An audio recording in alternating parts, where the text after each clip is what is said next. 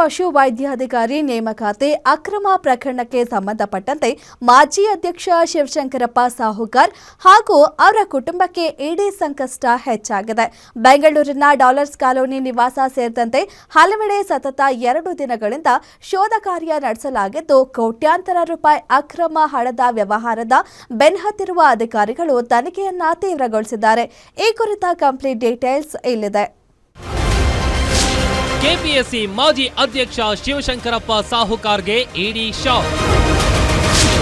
2 ದಿನಗಳಿಂದ ಮನೆ ಮತ್ತು ಕಚೇರಿ ಸೇರಿದಂತೆ ಇಡಿ ತಲಾಶ್.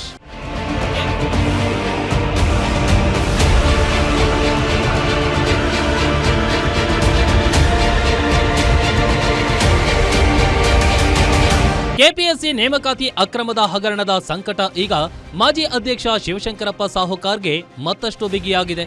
ಪಶುವೈದ್ಯಾಧಿಕಾರಿ ನೇಮಕಾತಿ ಪ್ರಕ್ರಿಯೆಯಲ್ಲಿ ನಡೆದಿರುವ ಕೋಟ್ಯಾಂತರ ರೂಪಾಯಿ ಅಕ್ರಮ ಹಣಕಾಸು ವ್ಯವಹಾರದ ಬೆನ್ನತ್ತಿರುವ ಇಡಿ ಅಧಿಕಾರಿಗಳು ಈಗ ಶಿವಶಂಕರಪ್ಪ ಸಾಹುಕಾರ್ಗೆ ಸರಿಯಾದ ಇಂಜೆಕ್ಷನ್ ನೀಡಿದ್ದಾರೆ.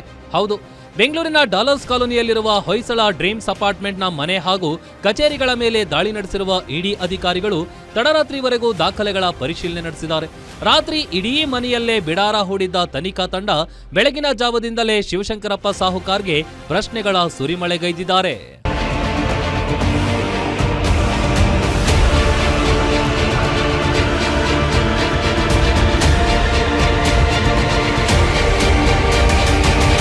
ಅಷ್ಟಕ್ಕೂ ಇಲ್ಲಿ ನಡೆದಿರೋದು ಸಣ್ಣ ಪುಟ್ಟ ಅಕ್ರಮ ಅಲ್ಲ. ಪಶುವೈದ್ಯಾಧಿಕಾರಿ ಹುದ್ದೆಗಳಿಗೆ ಅಭ್ಯರ್ಥಿಗಳಿಂದ ತಲಾ 70 ರಿಂದ 80 ಲಕ್ಷ ರೂಪಾಯಿವರೆಗೆ ಲಂಚ ಪಡೆದಿರುವ ಗಂಭೀರ ಆರೋಪ ಕೇಳಿಬಂದಿದೆ. ಈ ಸಂಬಂಧ ಸಿಐಡಿ ಹಾಗೂ ವಿಧಾನಸೌಧ ಪೊಲೀಸರು ನೀಡಿರುವ ಎಫ್ಐಆರ್ ಮತ್ತು ಸಾಕ್ಷಿಗಳ ಆಧಾರದ ಮೇಲೆ ಇಡಿ ಈಗ ಅಧಿಕೃತ ಬೇಟೆ ಆರಂಭಿಸಿದೆ. ಕಳೆದ 5 ವರ್ಷಗಳ ಬ್ಯಾಂಕ್ ಖಾತೆ ಡೀಟೇಲ್ಸ್, ಆಸ್ತಿ ಪಾಸ್ತಿ ಖರೀದಿ ಮತ್ತು ಹಣದ ವಹಿವಾಟಿನ ಪ್ರತಿಯೊಂದು ದಾಖಲೆಗಳನ್ನ ಇಡಿ ಅಧಿಕಾರಿಗಳು ಜಾಲಾಡ್ತಿದ್ದಾರೆ.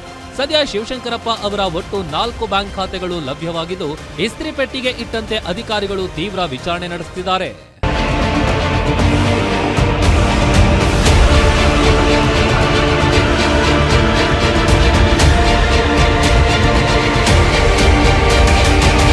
ಇತ್ತ ಇಡಿ ಬಿಸಿ ಕೆಪಿಎಸ್ಸಿ ಕೇಂದ್ರ ಕಚೇರಿಗೂ ತಟ್ಟಿದೆ.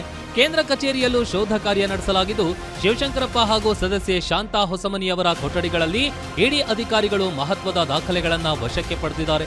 ದಲ್ಲಾಳಿಗಳು, ಕೆಪಿಎಸ್ಸಿ ಸದಸ್ಯರು ಮತ್ತು ಮಧ್ಯವರ್ತಿಗಳ ಮೂಲಕ ಶಾರ್ಟ್ ಲಿಸ್ಟ್ ಆಗಿದ್ದ ಅಭ್ಯರ್ಥಿಗಳ ಪಟ್ಟಿಯನ್ನು ಕಲೆ ಹಾಕಲಾಗ್ತಿದ್ದು, ಹಗರಣದ ಲಿಂಕ್ನಲ್ಲಿರುವ ಪ್ರತಿಯೊಬ್ಬರಿಗೂ ಈಗ ಇಡಿ ಫೋಬಿಯಾ ಎದುರಾಗಿದೆ.